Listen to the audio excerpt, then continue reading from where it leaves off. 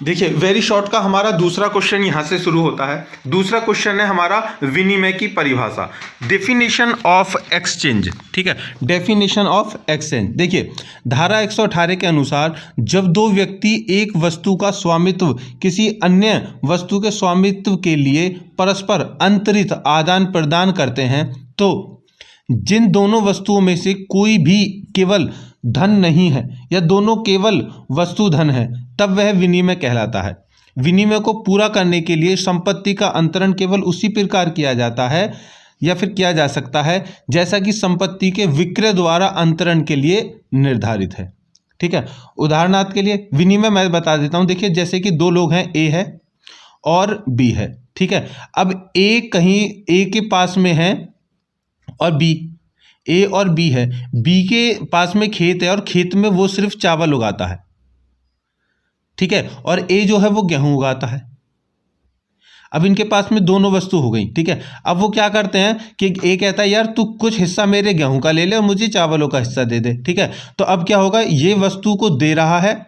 ठीक है, यानी कि वस्तु का प्रदान कर रहा है और गेहूं का प्रदान कर रहा है और चावल का आदान कर रहा है। तो इसी तरह इसी के लिए भी यही हो गया कि ये चावल का आदान प्रदान कर रहा है, गेहूं का आदान कर रहा है। तो इस समय क्या है कि वस्तुओं का आदान प्रदान कर रहे हैं, लेना और देना। इसी को कहा जाता है विनिमय, एक्सचेंज। ठीक है, विनिमय। ठीक है, चलिए अब एक उदाहरण से समझ लेते हैं और कि ए अपना मकान को अपने खेत के बदले में अंतरित करता है। यह विनिमय का समव्यवहार है। मतलब कि ए के पास में मकान है और खे के पास में है घर, खेत। तो ए क्या करता है, भैया तो मेरा खेत, अपना खेत दे दे और मेरा घर ले ले। तो ये आदान प्रदान हो गया, विनिमय हो गया। ठीक है, आगे एक उदाहरण है कि ए वे को अपने 2000 रुपये की कीमत के मकान को अंतरित करता है और वे ए को 1000 रुपये की कीमत का एक खेत और 1000 रुपये नगद देता है। यह समव्यवहार विनिमय ही कहलाएगा क्योंकि 1000 रुपये जो नगद दिए हैं वह विनिमय की संपत्ति की कीमत को बराबर करने के लिए दिए गए हैं। ठीक है, अब कंडीशन ऐसी हो सकती है जैसे चावल और मैंने गेहूं का वो दिया था वो तो एक समान है। ठीक है, अगर कंडीशन होती कि एक ए जो है वो है चावल और बी के पास है दाल। ठीक है, तो अब दाल की कीमत होती है 100 रुपये किलो, चावल की कीमत होती है 50 रुपये किलो। ठीक है, अब वो कह रहा है कि 1 किलो चावल ले ले, 1 किलो दाल दे दे। तो ऐसा तो हरगिज होगा नहीं, मना कर देगा भाई मेरी दाल की कीमत ज़्यादा है। तो वो क्या करेगा, 2 किलो चावल ले ले, 1 किलो दाल दे दे। ठीक है, या फिर 1 किलो ही चाहिए तुझे तो भैया 1 किलो की हमारी कीमत दे दे, या फिर कोई और वस्तु दे दे।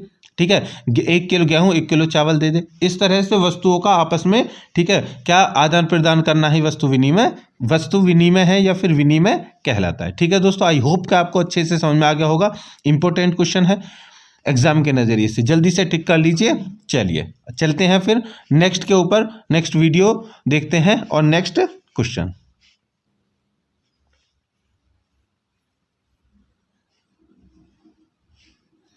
हेलो दोस्तों, तो हम लेकर के आ गए वेरी शॉर्ट क्वेश्चन सीरीज का तीसरा क्वेश्चन है प्रत्यासन, सबरोगेशन। देखिए प्रत्यासन क्या है, व्हाट इज सबरोगेशन। प्रत्यासन का शाब्दिक अर्थ है स्थानापन्न, ध्यान रखना, अर्थात एक व्यक्ति के स्थान पर दूसरे व्यक्ति को बैठाना। धारा 92 प्रत्यासन के सिद्धांत को स्पष्ट करते हुए कहती है कि धारा 91 में वर्णित व्यक्तियों में से बंधनकर्ता को छोड़कर कोई भी शेष बंधनकर्ता उस संपत्ति का जो बंधक की गई है मोचन कराने पर वहां तक जहां तक कि ऐसी संपत्ति के मोचन निषेध या बिक्री का संबंध है वे ही अधिकार रखेगा जिन्हें बंधनकर्ता के या किसी अन्य बंधक के विरुद्ध वह बंधकी रखता है जिसे बंधक का वह मोचन कराता है।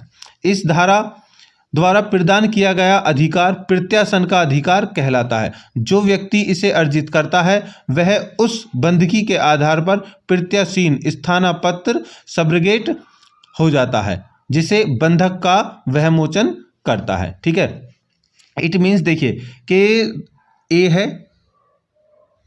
और बी है।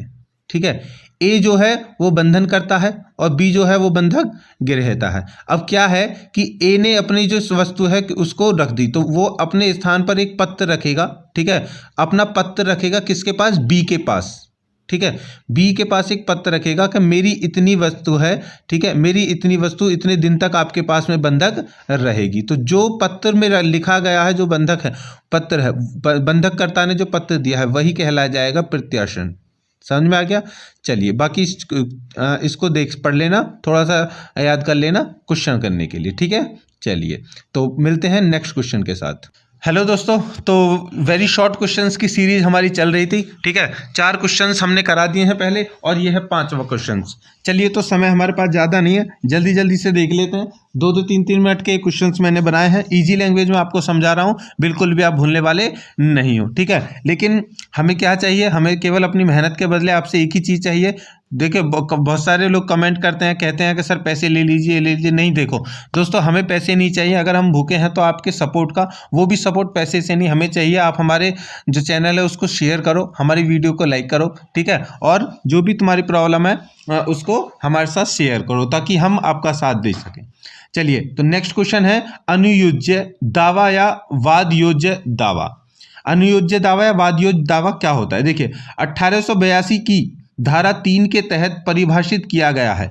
सामान्य शब्दों में एक कार्रवाई योग्य दावा एक ऋण का दावा जिसके लिए व्यक्ति कार्रवाई कर सकता है और अपने ऋण या दावे की वसूली के न्यायालय का दरवाजा भी खटखटा सकता है। अनुयोज्य दावा समझ में आ गया?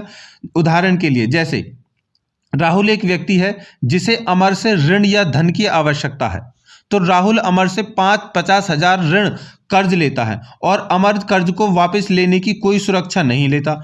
इसका अर्थ है कि राहुल बिना किसी सबूत के अमर से 50,000 का ऋण ले लेता है और अगर राहुल अपनी ओर से पैसे नहीं चुकाता है तब अमर कोर्ट में वाद को ले जा सकता है। तो अमर द्वारा दिया गया ऋण वापस लाने या दावा करने का अधिकार है। यही अनुयोज्य वाद कहलाता है। कौन सा?